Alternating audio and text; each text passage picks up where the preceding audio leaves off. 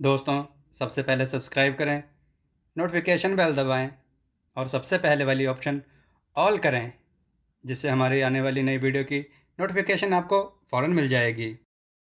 जय श्री राम भक्तों।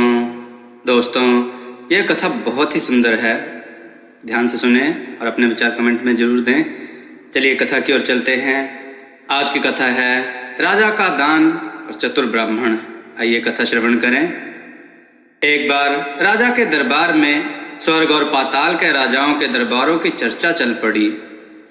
कोई स्वर्ग के राजा के दरबार की प्रशंसा करता, कोई पाताल के राजा के दरबार की, और कोई उस राजा के दरबार की प्रशंसा करता। उस राजा का नाम राजा विक्रमादित्य था। विक्रमादित्य बड़ी ही खामोशी से दरबारियों की बातें बड़े ध्यान से सुन रहे थे। यह सब सुनकर वे विचार में डूब गए। कुछ देर बाद उन्होंने सोच विचार कर कहा, यह तो बहुत से लोगों को मालूम है कि स्वर्ग के राजा का नाम इंद्र है, लेकिन यह भी किसी को मालूम है कि पाताल के राजा का क्या नाम है। यह सुनकर एक विद्वान ने खड़े होकर कहा, महाराज, पाताल के राजा का नाम शेषनाग है। वह बड़े प्रतापी और तेजस्वी हैं। वे भगवान विष्णु के सेवक हैं। वे बड़े ऐश्वर्य के साथ अपने महल में रहते हैं। उनका स्थान किसी देवता से कम नहीं है। उनका दर्शन करना भगवान के दर्शन करने के समान है। यह सुनकर राजा के मन में पाताल के राजा शेषनाग के दर्शन की अभिलाषा पैदा हो उठी। अगले दिन उन्होंने देवी द्वारा दिए दोनों बैतालों को याद किया। पलक झपकते ही दोनों बैताल उनके सामने उपस्थित होकर बोले, क्या आज्ञा है महाराज, आपने हमें क्यों याद किया? राजा ने उनसे पूछा, क्या तुम मुझे पाताल के स्वामी शेषनाग के निवास स्थान पर ले जा सकते हो? मैं पाताल लोक के राजा शेषनाग के दर्शन करना चाहता हूँ। राजा की आज्ञा पाकर बैतालों ने उन्हें पाताल लोक पहुंचा दिया। वहां की सुंदरता देखकर राजा चकित रह गए। शेषनाग का महल सोने का था। महल में जगह जगह मणियां जड़ी हुई थी। ऐसा लग रहा था मानो हजारों सूर्य एक साथ चमक रहे हों।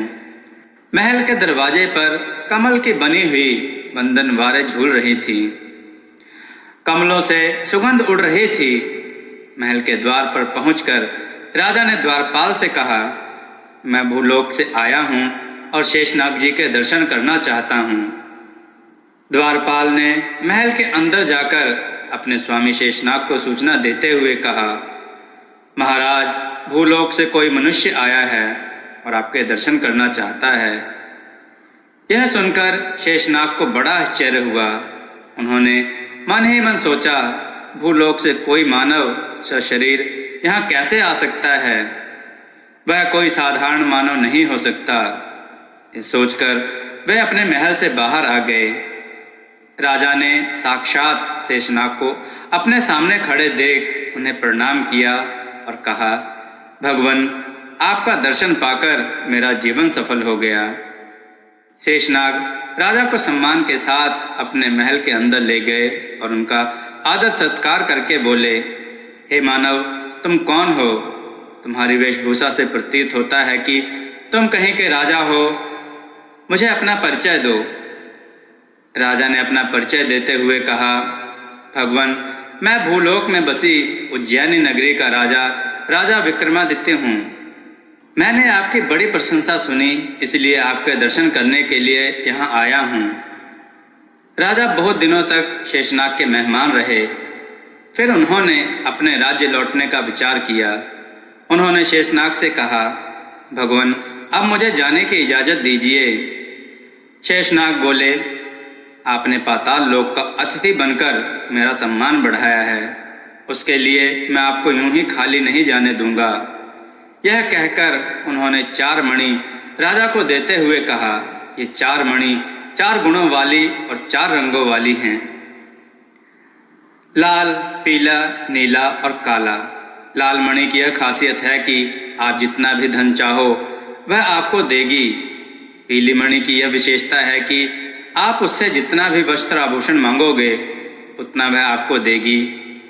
नारंगी मणि की यह विशेषता है कि आप उससे हाथी, घोड़े, पालकी और सजावट की जो भी चीज मांगोगे वह आपको देगी। चौथी मणि काले से आप जितने भी धर्म कार्य चाहें वह आपको प्राप्त कराएगी। शेषनाग से विदा लेकर राजा चारों मणियों के साथ वहां से चल पड़े। नगर के बाहर पहुंचकर उन्होंने अपने सेवक बैतालों को याद किया। दोनों बैताल शीघ्र ही उनके सामने उपस्थित हो गए। उनकी आज्ञा से वे उन्हें उज्जैन नगरी की सीमा पर छोड़कर अदृश्य हो गए। राजा वहां से पैदल ही नगर की ओर बढ़ने लगे। वे अभी कुछ ही दूर पहुंचे थे कि उन्हें एक निर्धन ब्राह्मण सामने से आता हुआ दिखा। ब्राह्मण ने उन्हें प्रणाम किया और पूछा, महाराज, आज आप बड़े प्रसन्न नजर आ रहे हैं। लगता है आपको कहीं से कोई विशेष प्रसन्नता मिली है। ब्राह्मण की बात सुनकर राजा बोले, आप ठीक कहते हैं ब्राह्मण देवता। आज मैं बहुत प्रसन्न हूँ क्योंकि आज मैं पाताल लोक के राजा शेषनाग के दर्शन करके आ रहा हूँ। यह सुनकर ब्राह्मण बोला, तो आप वहां से उपहार भी लेकर आए होंगे। राजा ने कहा, हाँ लाया तो हूँ। यह कहकर उन्होंने ब्राह्मण को चारों रत्न दिखा दिए। रत्न देखकर ब्राह्मण बोला, महाराज, आपके कोषागार में ऐसे बहुमूल्य रत्न ना जाने कितने भरे होंगे। यदि लाना ही था तो वहां से कोई दुर्लभ वस्तु लाते जो भूलोक पर नहीं मिलती। राजा बोले, ब्राह्मण देव, ये कोई साधारण रत्न नहीं है। यह कहकर उन्होंने ब्राह्मण को उन चारों रत्नों की विशेषता बता दी। यह सुनकर ब्राह्मण बोला, आप बड़े भाग्यशाली हैं महाराज कि जो आप देवताओं से भी उपहार पाते हैं। लेकिन राजा के उपहार अपहार में उसकी जनता का भी अधिकार होता है। ब्राह्मण की बात सुनकर राजा उसके बात का आशय समझ गए। उन्होंने कहा, ब्राह्मण देव, मैं उपहार स्वरूप मिले इन रत्नों में से जो भी रत्न आपको चाहिए मैं आपको देता हूँ।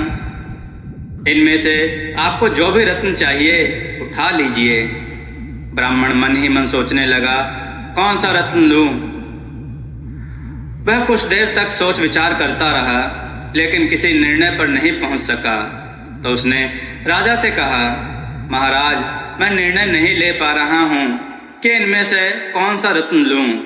आप मुझे थोड़ा समय दें, मैं अपनी पत्नी व बच्चों से सलाह कर आऊं, तब रत्न उठाऊंगा। ब्राह्मण की बात सुनकर राजा ने उसकी बात मान ली और वहीं रुककर उसकी प्रतीक्षा करने लगे। ब्राह्मण ने घर पहुंचकर अपनी पत्नी, बेटे और बेटी को उन रत्नों के गुण बताए। पत्नी ने कहा, तुम्हें वही रत्न लेना चाहिए जो मनचाहा धन दे सकती है। लड़के ने कहा, आपको वह मणि लेनी चाहिए जो हाथी घोड़े दे सके।